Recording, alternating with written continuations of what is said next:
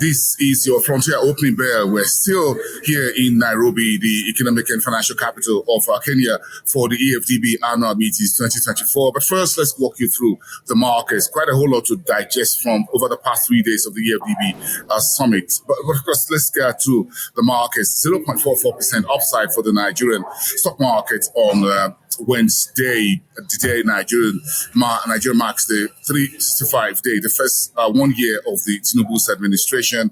Quite a bit of talks about the political future and the future of the economy of Africa's biggest economy. In BRVM, that's in Cote d'Ivoire, the regional exchange notched down just 2 basis points. The Egyptian stock market fell by 0.39%. Today is the final trading day in Cairo, as it were. Nairobi stock market down by 0.1% at 114.28, while the GSC was closed for that very crunching general elections, in which the incumbent president Cyril Ramaphosa is contesting. The ANC faces a very tough time at the elections. The vote counting is currently underway. Let's get on to the East African corridor. And of course, you know, the big story for East Africa is the AfDB annual meetings entering this Thursday. Yesterday, we opening formalities. The AfDB today will be launching the new economic outlook for Africa. That is expected to be first in the morning this Thursday. And of course, the attractiveness report, which will also be launched later in the morning by the AfDB as well. The Kenyan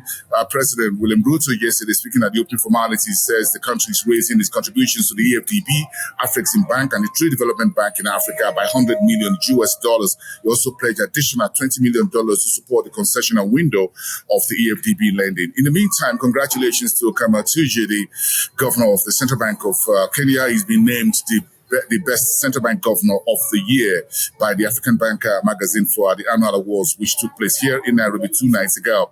The Rwanda central bank has cut its interest rates, as says inflation is within target of the financial regulator, while Tanzania now stands as the second largest trading partner with India on the African continent. Those are your headlines, East Coast. Let's move on West Coast and find out what are the big news from West Africa. And Africa will need a diligent structural economic reforms. That's according to the chairman of the Islamic Development Bank, Mohammed Jassa, who was speaking at the opening yesterday of the AfDB annual meetings here in Nairobi. Nigeria's $618 million digital funding window should help the country create at least 6 million jobs, and that's according to the president of the AfDB, Dr. Akinwumi Adesina. In the meantime, the AfDB says it's adding $100 million. The Burkina Faso, the AfDB is now funding 2 key projects to support agri value chains. The president of the AfDB just says that about 6,000 projects is what the country, the DFI currently has across the African continent, part of the 68th anniversary.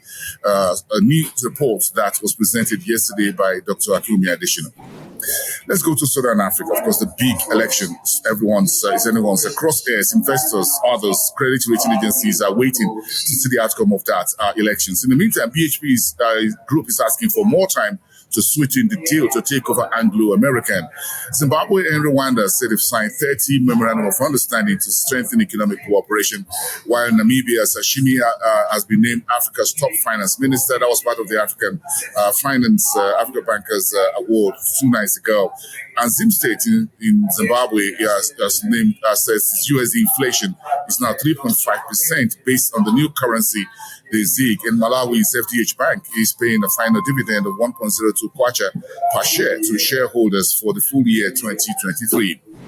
And I'm rounding off that in North Africa with a couple of those news headlines from around Morocco and Egypt. And China trade relations top around $14 billion for full last year, according to latest data, while Morocco is holding 65% of EU's tomato imports in the 2023 fiscal period. Still in Morocco, the country is looking to invest roughly $2 billion in a new pollution prevention program to remain clean and keep the environment sustainable. And finally, the Egyptian Museum is opening and the final preparations is being reviewed. Those are your headlines from here in Nairobi, Kenya. I am Bosun Mofaya. Have a great day. Look at the rest coverage from here.